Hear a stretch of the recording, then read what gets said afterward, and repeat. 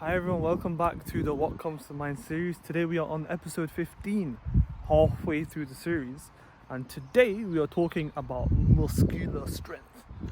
Hope you enjoy it. Now before I go into the topic, I just want to acknowledge that, as you can see, there is nobody here. Now for those of you who've been watching the series, you know this park has been super busy because of the weather, and now I'm kind of like all alone. Feels weird. Maybe it's the weather. But whether there's 1,000 people here or just me, the show must go on. And as I mentioned, today we are talking about muscular strength. Now muscular strength is actually defined as the amount of force a muscle can exert against the resistance in a single effort. So something that you can lift or push or pull or kick or hit, and how much you can exert in one single event from a single muscle, and that's what we define as muscular strength. And that term is often associated with a particular type of muscle known as skeletal muscle, because we are using that type of muscle to exert ourselves against a form of resistance, some usually weights or box we're trying to pick up. But there's actually different muscles, not just that. So there are three types of muscles in our body, and they are the really big ones, really small ones, and the ones that are not there. No, that's not right, is it? Hold on. I think they're the wrong ones. No, of course not. And the actual muscles are skeletal, smooth, and cardiac. So skeletal muscle, smooth muscle, and cardiac muscle. Now, skeletal muscle is the type of muscle that's attached to our bones and used to help to contract and move our functions. So the skeletal muscle in our ribs to help us with our breathing, the skeletal muscle in my arm, and any bone you can think of has some form of skeletal muscle attached to it. And that is generally used to help us move. But smooth muscle is normally around our certain organs, it's wrapped around our blood vessels and used to help to move bodily functions. So we got smooth muscle in our blood vessels to help push blood along. We've got it around our stomach to help contract the stomach. And smooth muscle is generally found all around the body, just like skeletal muscle. Last but not least is our cardiac muscle, which helps to pump the heart, the one right there. So today's episode is actually focused on skeletal muscle. But before I go into that, I want to share a bit of a light bulb moment. I had to. And that light bulb moment actually is, if you look at the three muscles, the smooth and the cardiac muscle are involuntary. So we actually can't control that. The brain sorts that out without even consulting. So I physically can't stop my heart from contracting, and I can't stop my you can say blood vessels or my stomach from actually contracting. I physically can't voluntarily decide that. It does it by itself. However, our skeletal muscle is in our control, because as you just saw, I was able to stop my skeletal muscle from moving. So I stopped breathing, so using those skeletal muscles here, I stopped my arm from moving, my eyes, my head. So we were able to control skeletal muscle.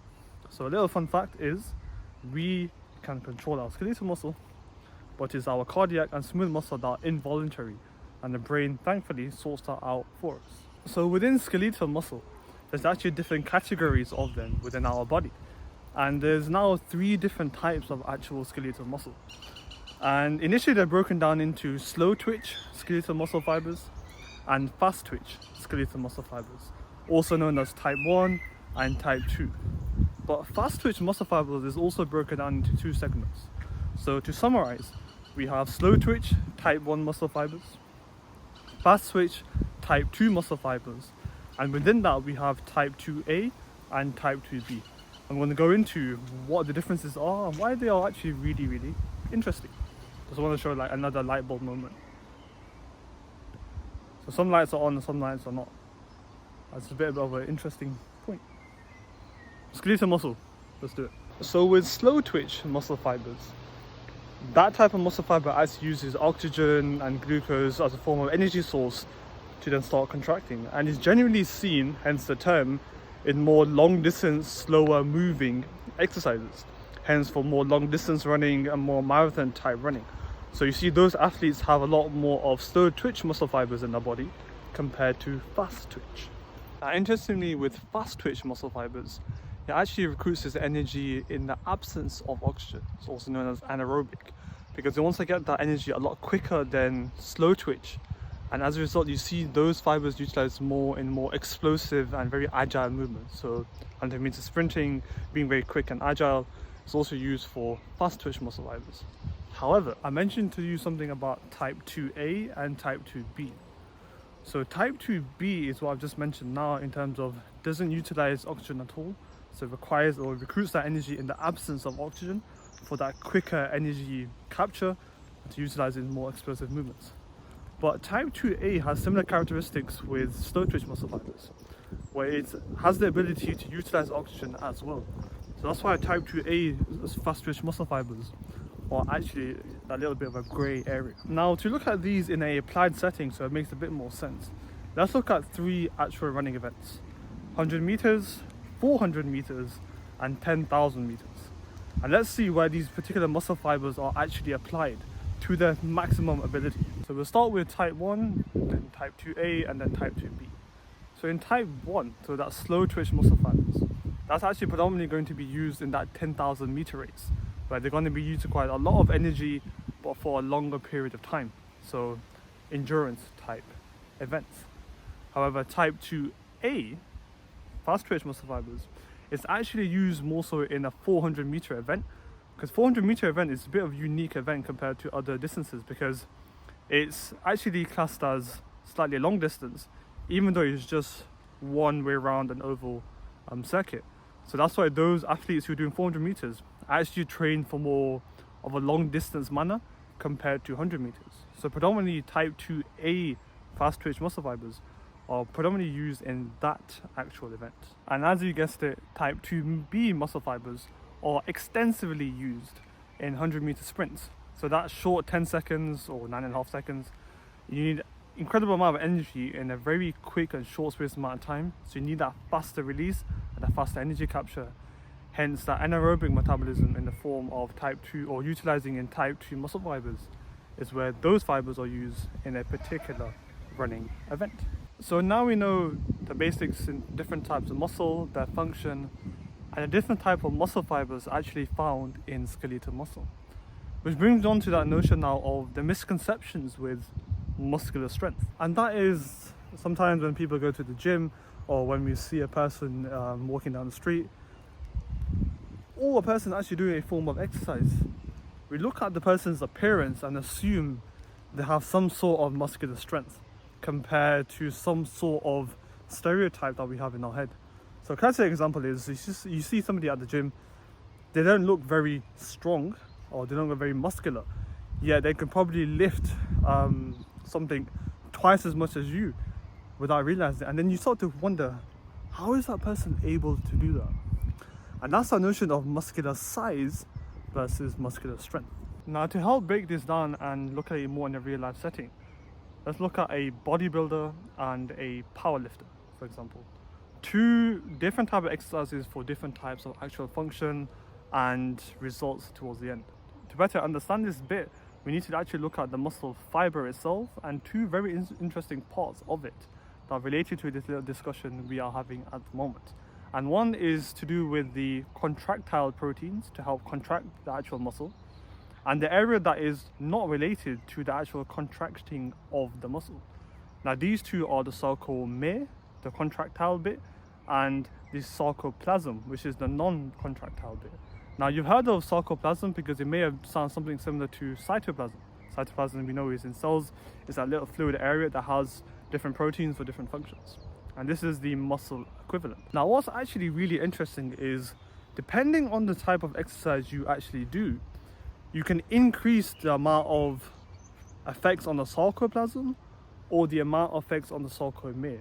And they are actually related to this bodybuilding and powerlifting. So in general kind of viewpoint, if you're looking at lifting lighter weights with a lot more repetitions, so again using that muscular strength and having shorter rest periods, you're actually going to increase the sarcoplasm and effects on the sarcoplasm, which increases muscle size. It increases the cross-sectional area of the sarcoplasm and the muscle as a whole, but doesn't necessarily affect the muscle fiber itself in general principle. And if you increase the weight, lower the repetitions, increase the rest period, you're actually going to start to affect the sarcomere as opposed to the sarcoplasm. And what this does is this increases the muscle density, increases the amount of myofibrils in that particular area. So you're going to be able to exert a higher level of force, so a higher level of muscle strength, not necessarily increasing muscle size. Now you can guess which one is related to which form of exercise. So bodybuilders are more focused on increasing muscle size for various reasons in their sport, whereas powerlifters are trying to increase the amount of strength they have to lift that weight quicker and more effectively.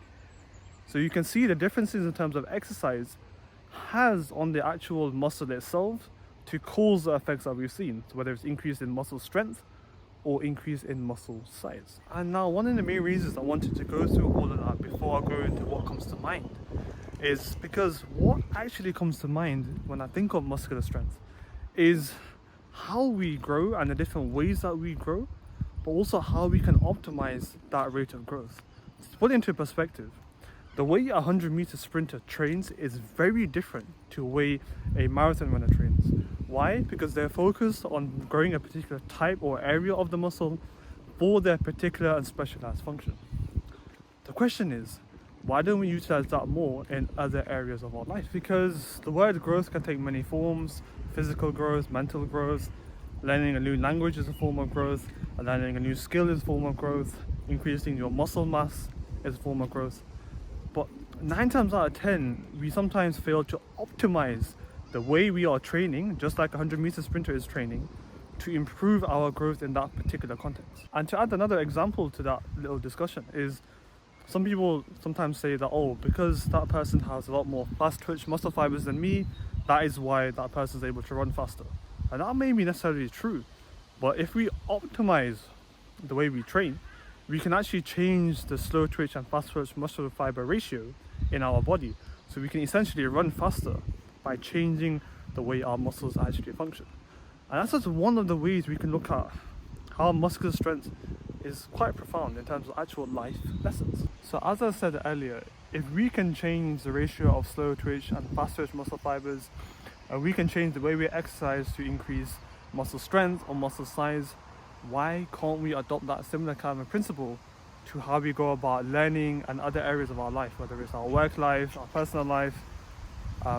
Fast twitch muscle fibers there to evade that bird, which is pretty cool.